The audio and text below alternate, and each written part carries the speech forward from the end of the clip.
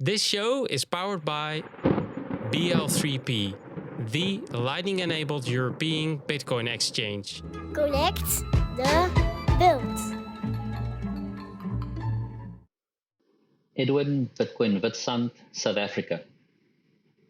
Philosophy is a broad and multifaceted field of inquiry concerned with fundamental questions about existence, knowledge, ethics, reality, and the nature of the universe.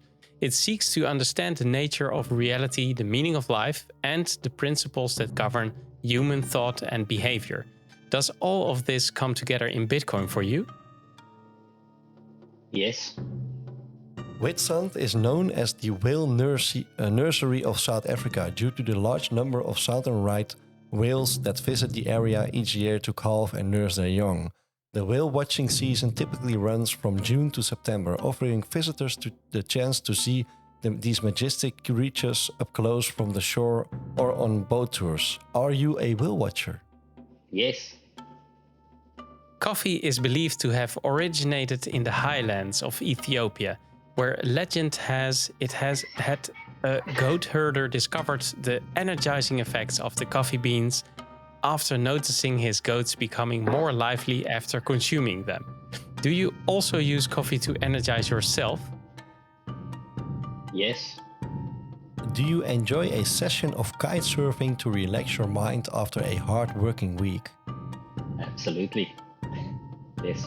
Biltong is a type of cured meat that originates from the southern African cuisine, particularly South Africa, Namibia, Zimbabwe, and Botswana. It is similar to beef jerky, but typically thicker and less sweet. Biltong can be made from various types of meat, including beef, game meats like ostrich or venison, and even fish. Can we wake you up in the middle of the night for biltong? Yes. Are there a lot of boating accidents at the Breda Rivier? Yes. The Langeberg Mountains extend for approximately 170 kilometers from east to west, running parallel to the southern coastline of South Africa. They are situated inland from the coastal towns of Mossel Bay, Swellendam, and Heidelberg. The Langeberg Mountains are a popular destination for outdoor enthusiasts. Do you like to cycle there? Sometimes. Adopting Bitcoin South Africa was the best conference I ever attended. Yes. Yes. Did you buy a physical good without Bitcoin last week? No. Are you Satoshi Nakamoto? No.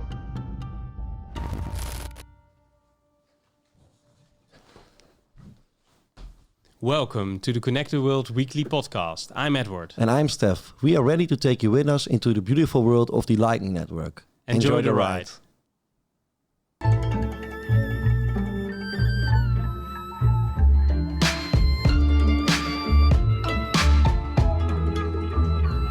This is episode 101 of Connect the World, and this show is made possible by BL3P, the European Bitcoin exchange, and BRINGIN, which is a new sponsor. This is the second time we're naming BRINGIN, so thank you for helping us out with our mission, everybody. And if you also want to help out, then head over to our YouTube account or Twitter, follow us there. And if you have any questions at all, then go to our Telegram group and you can ask us anything. And you can always make a donation. Conecta el mundo. Welcome, Edwin. Welcome to the show, man. Yeah, nice Thank to you. have you. Good to have you. And well, the light is still on. We had already in the in the pre-talk, you told us that you're going to have a power outage any minute, but the light is still on, man. So maybe the South African government really likes to have you shiny in the screen from Connect the World. What do you think, Edwin? Yeah, they don't normally do favors like this, so you must appreciate it. Well, maybe we paid them some Bitcoin. I mean, yeah, can be, right? Soon. Or they sponsor us with electricity, Steph. And Yeah, then we yeah, can run the miners. yeah, exactly. Hey, normally we ask people, did you buy a physical good with Bitcoin last week? Yeah. But in your case, because you're living in a circular economy, we asked, did you buy a physical good without Bitcoin last week? And you said no. So that means that you're really living on a Bitcoin standard, right? Yeah, so we definitely try to support the businesses that support our values. That's going a long way. But you do your groceries at Pick and Pay then? I mean, how does it go? No, the closest Pick and Pay is probably about 200 kilometers. Oh no, there's one closer, maybe 100 kilometers away from us.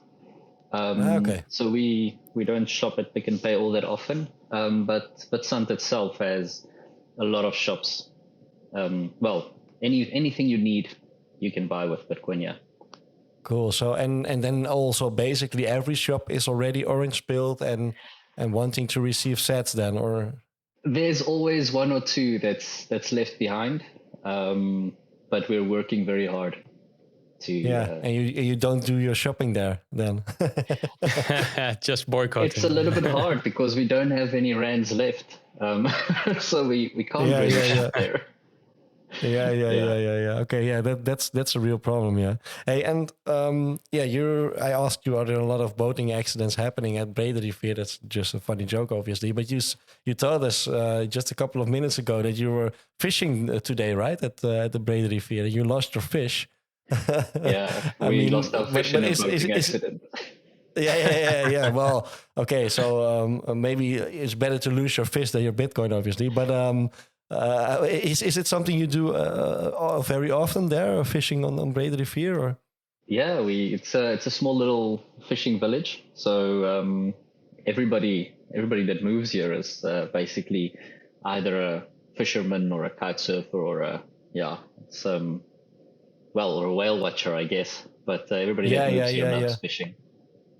Cool, man. And it is really also part of your job to fish, or? I wouldn't call it my job, but lately with it being so like Bitcoin centric, I think a lot of the philosophical discussions happens on the fishing waters. So yeah, I can imagine. Still water and everybody very calm.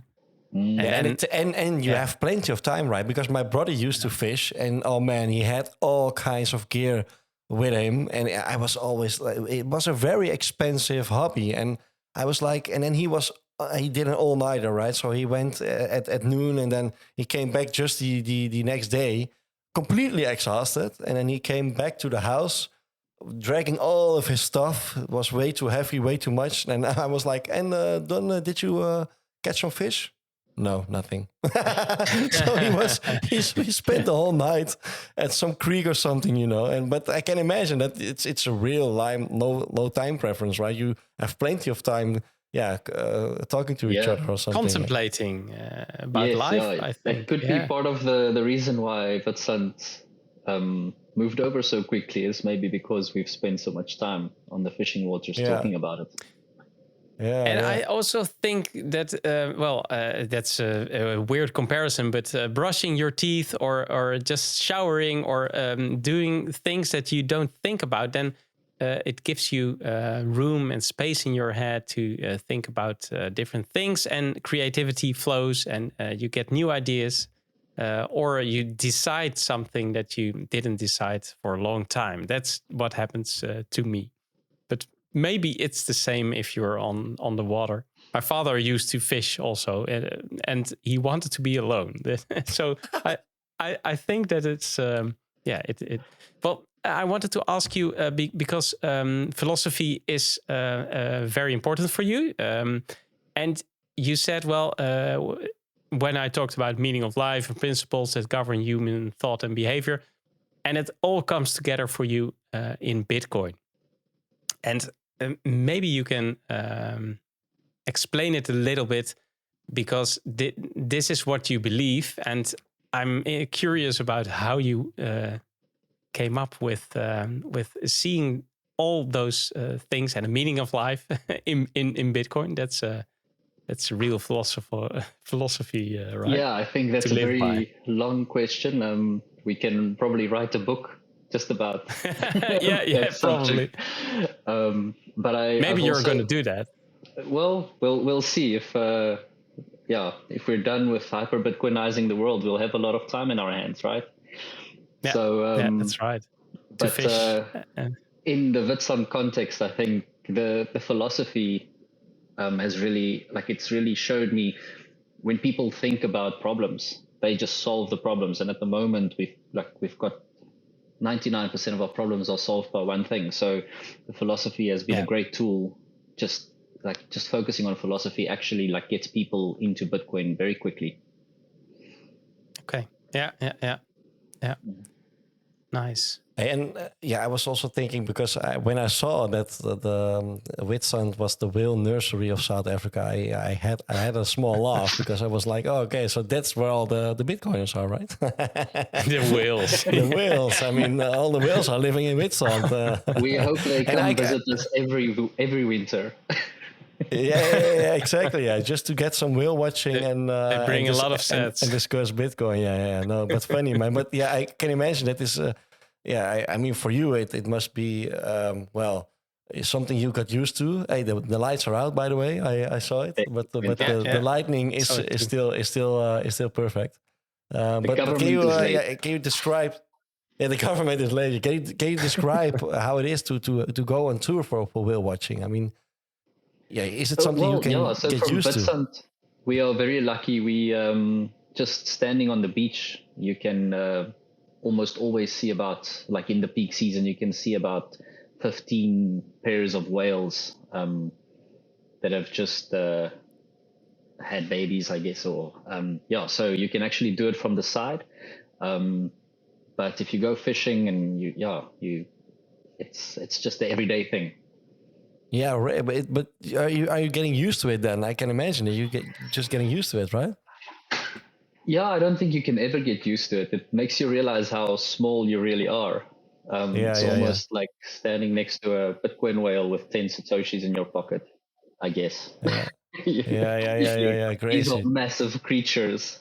It just makes you realize, like, we're actually very small, and yeah.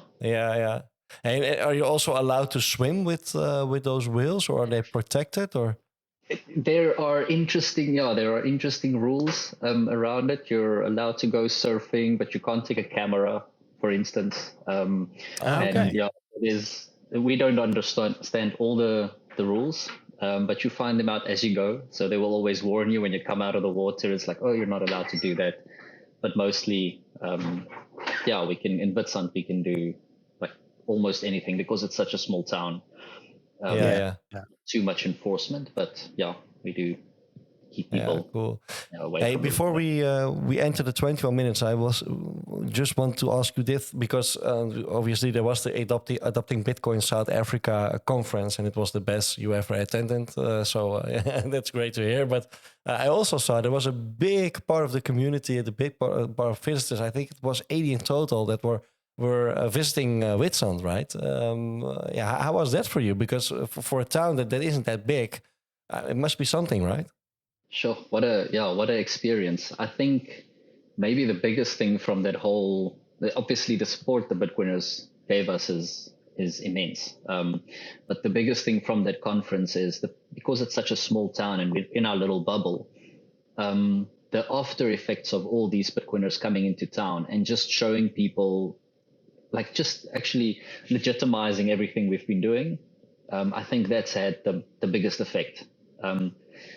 Just seeing that this is a worldwide thing. It's not just a bunch of people running around. Yeah, cool. And maybe also for the people that are just orange pilled, like an eye opener. So like, okay, so it isn't just a fairy tale. It really is something, right? Yeah, absolutely. Makes it tangible. Exactly.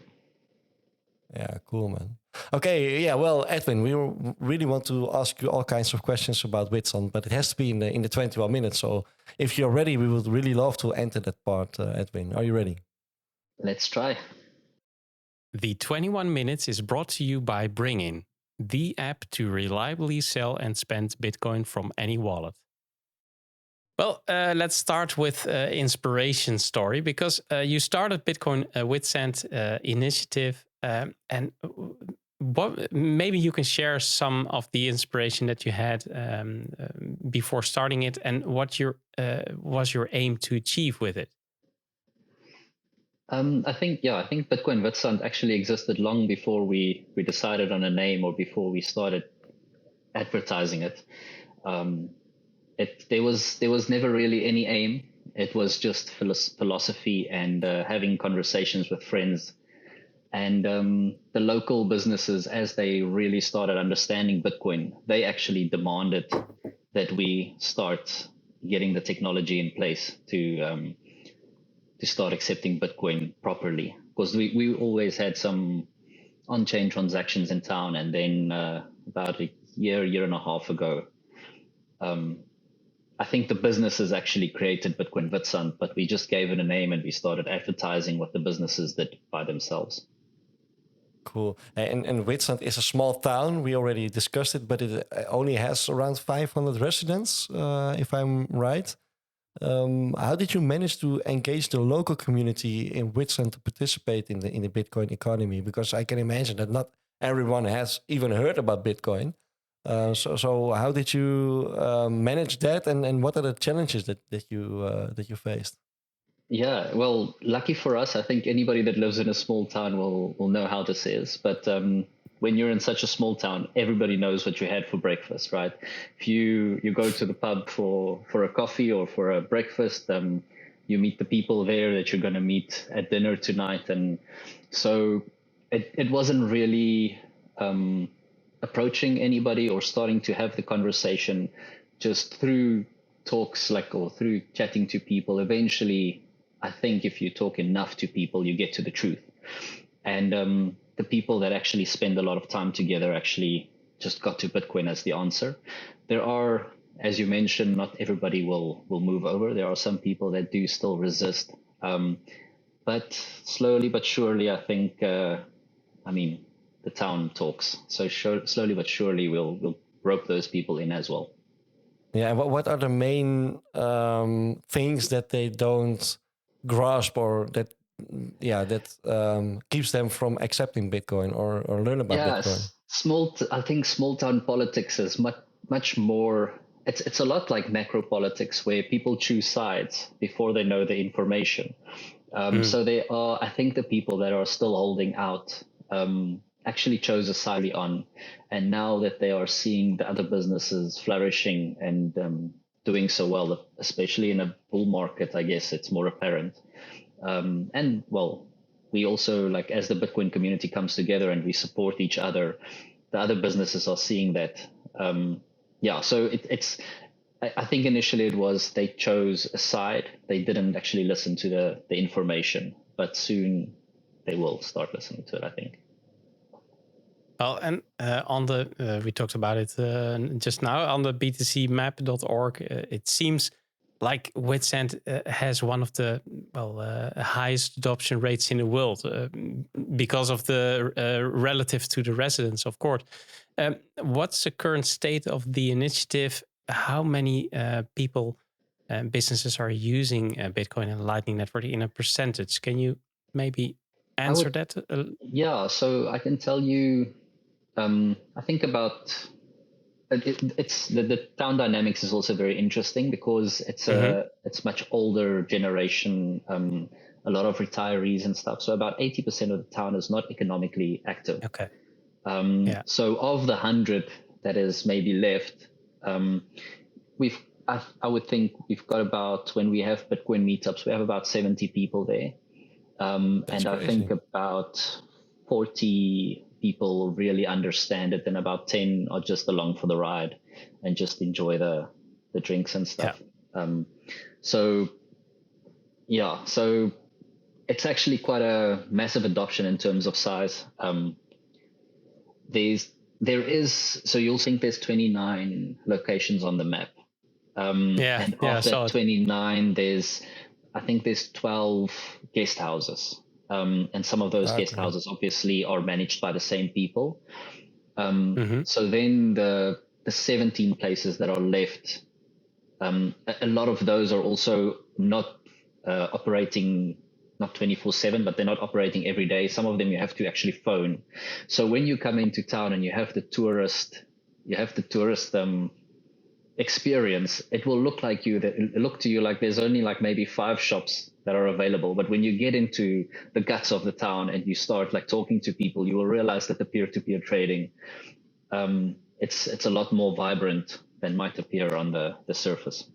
Yeah, and that's why I think those initiatives like btcmap.org are so helpful and important for us Bitcoiners, but also for people who just want to, get to know every project there, right? I mean, is it also something that you, strive to the people that are active in the community to maybe keep it up to date and all, and communicating through those platforms? Yes, yeah. So it's still small enough that we can manage it ourselves. I think a lot of people in town don't even know that they are on a map, and they don't really care because they just use Bitcoin and it works. But we will, as we start expanding now, we will start making it a little bit more visible. And as businesses, I think there's a lot of businesses that are going to onboard very soon that aren't going to understand the fundamentals as well as the people from Witsand. And I think also BMap is a great advertising tool, telling somebody like, oh, we've got a way for people to find you as a business that want to support you because of because of the way you're enabling them to spend their money. And in what ways has the Bitcoin economy impacted the daily lives and economic stability of Witsand's residents? I mean, putting aside the gains you already talked about, but also in other ways, I hope. Yeah, I think it's more of a cultural, I would say like there's a cultural phenomenon where people are actually feeling more comfortable with their savings. In the Rand, I'm sure you don't have it as much in the euro, but in the Rand, it's more of like we're always worried about the future. And with Bitcoin, we're not necessarily seeing a massive improvement yet. We're seeing obviously the community coming together, people that never used to talk to each other because they were competing businesses are now working together to actually get more tourism into town and to start working together on fixing local problems. So I think the benefit at the moment, what we're seeing is more of a cultural one than an actual money one. Just people, yeah. And given the economic and infrastructural challenges in South Africa, are there also some major obstacles or opportunities for Bitcoin adoption standing in the way still? Maybe access to electricity or internet? Yeah, the obstacles. So we've had a few shops that when the power goes out and goes on again, there's any internet, and we fixed most of the power problems because you can just put a UPS on, but you can't really help a cell phone company buy batteries for all their towers to keep the cell phone signal on and stuff like that. So we've been having some struggles with that. We've been looking at actually, I don't know if mesh networks or something like that could actually help us set up more robust local systems, and maybe some Starlink. That would be very interesting. And then, I guess that's opportunities as well. Yeah, we need to ping Elon Musk and donate some stuff to. Well, it is really interesting, right? If it works, then Yeah, I think we've got some. I don't know if it's legal to sell Starlink in South Africa yet, but there was some political stuff that we couldn't actually buy it in South Africa. Okay. It will come, right? I mean, in the near future. And can you discuss the importance of educational initiatives in regard to increasing the adoption, especially in regions with high skepticism towards Bitcoin? We already talked a little bit about it, but what's the importance then for educational initiatives? Yeah, so for us specifically in Witsand, I think education was a little bit easier because we actually spoke to the business owners, and we have of late actually started communicating with the business owners in order to find out what they need to empower their employees. And we actually see that the business owners, like obviously, are the best people to educate the people, that their employees or the people that work for them. But the education is key. I don't really know how this plays out, but it seems to me like there's always going to be a little bit of trust, especially in communities like South Africa. Unfortunately, we don't have all the resources to get everybody to a place where they can self-custody. But we're obviously going to try and get the education as far as possible. Yeah, it is key. And can you maybe share a Bitcoin success story that made a huge impact on you personally from your experience in Witsand? Wow, yeah. So the only thing I can, I think the adopting Bitcoin thing was maybe, there was a shift. There was really a shift in the whole town. And that's maybe not a success story in terms of getting rich or actually a business that's thriving, but it's definitely a success story. And I think just that one day of all of those Bitcoiners being here and talking to the locals has probably done more for local Bitcoin adoption than all of the other work put together. So I think that was, for me, I can imagine. Yeah. But if you're working so hard and so long on a project, and then I can imagine that it feels like it all comes together on that day, right? Yeah, absolutely.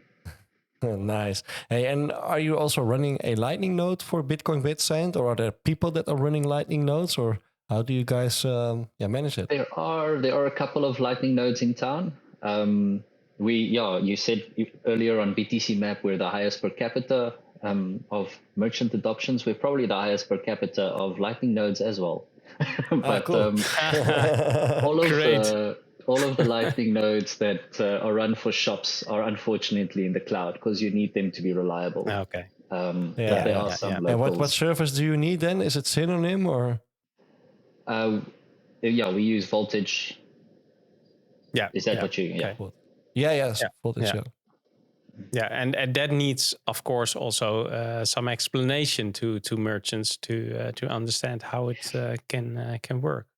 Yeah, there's been we're actually using for some of the merchants. There's a new Vault extension on Allen Bits, and or not a new one, but they've actually enabled liquid withdrawals, which has made it possible for us to limit the risk that a shop takes with any Uncle Jim bank or Uncle Jim Lightning node, which is helping us quite a bit because shops can now decide what amount of money they want to risk for the service that they are receiving and just do automatic withdrawals.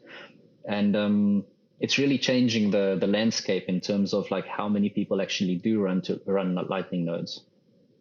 That's a nice example how technology advances and can give adoption a boost, taking out the risk that they might be having. So great. Yeah. And well, there are a lot of notable Bitcoin initiatives in Africa. We talked about Bitcoin Ekazi already. You have Bitcoin Cowries, for example. How do they compare to Witsand in terms of strategy and impact? Is it? Are you planning to make it bigger, or are you just telling the story in other countries? Or so we're definitely planning on expanding. We're spending a few weeks to try and figure out what actually worked, because it's much harder when you are going through this process and afterwards you look at everything that you did. It's so much harder to actually figure out what did the trick. You have periods of like just stagnation, and then all of a sudden there's just like this massive wave of adoption, but you don't know actually what occurred on that adoption. What did you do right and what did you do wrong? So we are spending some time actually figuring out what we did right, and then we are definitely going to try and replicate the model that we've got in Witsand in other neighboring towns. I think what Witsand did uniquely was we actually focused on businesses and the education for business owners, which is it's an easier task I think the Bitcoin Ikazi and Bitcoin Cowries are doing, they're doing God's work. That's I've spent a few days in Bitcoin Ikazi, and I have so much respect for them. They also, one of the big reasons I think Witsand is where they are today. Just the inspiration from those guys are have played a massive role. But so we've got quite a bit different strategy here, and obviously a different demographic completely. So it's very hard to compare the two places. So. And is it easier to your understanding to Witsand because you're orange pilling people that sell stuff, so they're running a business, so they're maybe more into economics or more into dealing with money and having profit and all that kind of stuff, instead of orange pilling children like the surfing kids in Bitcoin Ikazi. Is that what you mean by that it's maybe easier for you? The demographics in Witsand is lower middle class to upper middle class as well. So there's a little bit of a difference in terms of that economic wealth and. Yes, so it's much more opportunity, and I like most of the businesses here actually have an hour or two to go fishing and to talk about things that are not immediate needs or wants. Needs. So it changes the approach quite a bit. Yeah. So Bitcoin Ikazi is obviously in a township where people just are surviving day by day. So it's more difficult to orange pill those people. And I mean we are there's so few people that you can actually spend a lot of time with each individual, and then make sure that if that information gets relayed to somebody else, you can actually go and make sure that that information was correct in a roundabout way. Where I think in bigger towns, it's a little bit harder to control the secondary flow of but to Can imagine. And what lessons have you learned from building a circular Bitcoin economy in a small community that could be applied elsewhere? Because we have a lot of people listening to this and maybe also want to start up a Bitcoin economy, hopefully a circular economy. But what are the biggest lessons you've learned?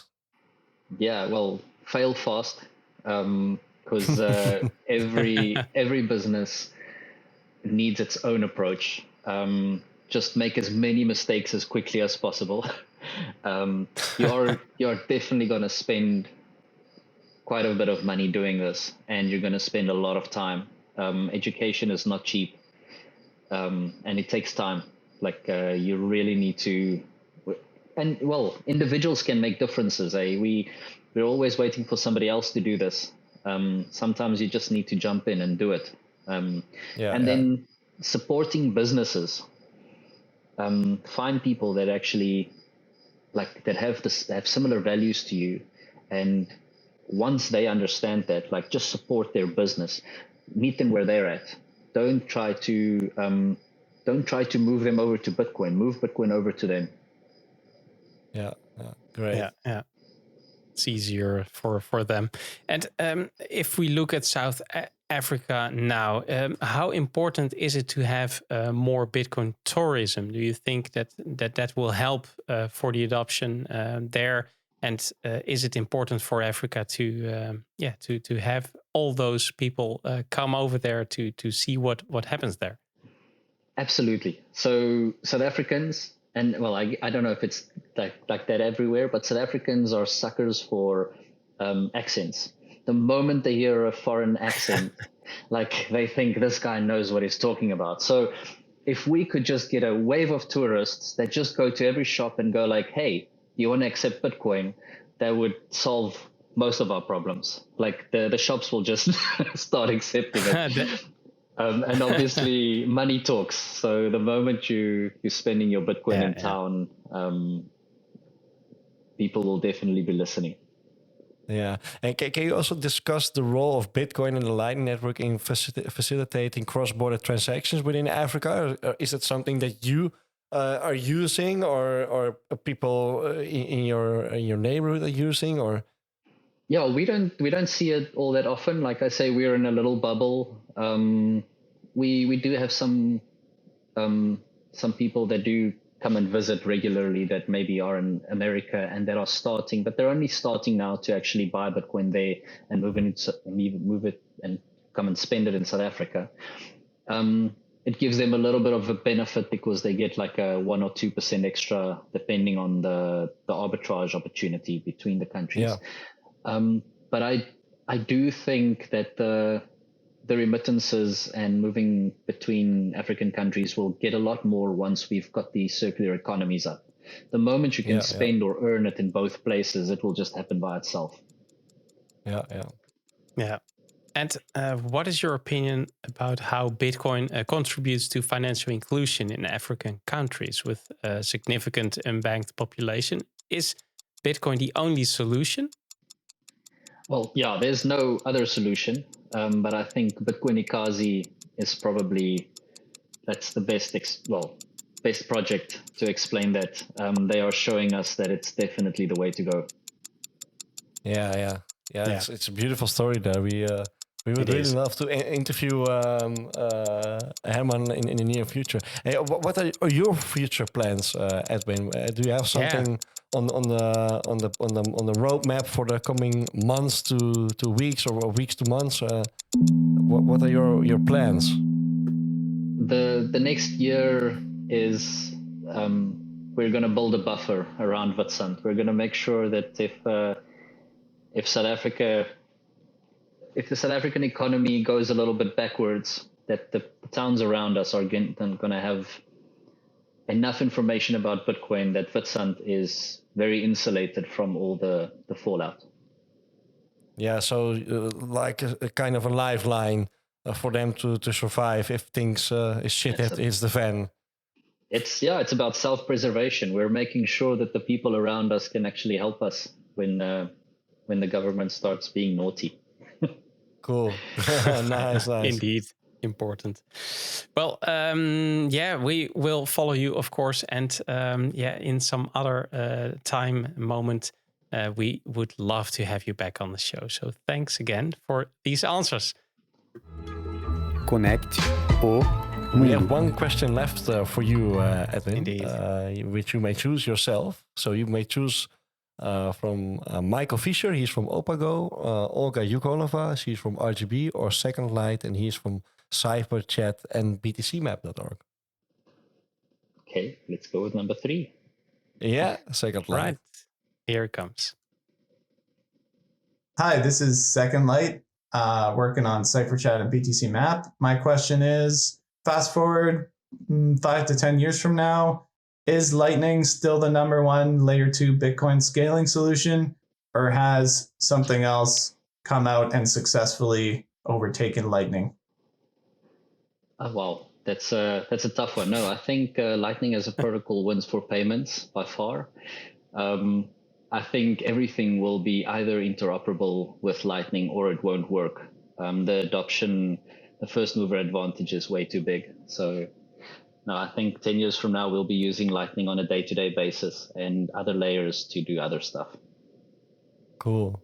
I can't wait. Yeah.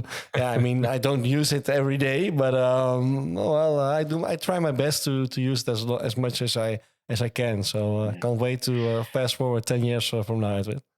It is so. I don't know if anybody has ever told you this, but money is so boring. Yeah, it is. It is. Using money is so boring, and it's just become a day-to-day thing. So, yeah, don't look forward to it too much. The excitement when using Lightning. Yeah, thanks. Thanks, man.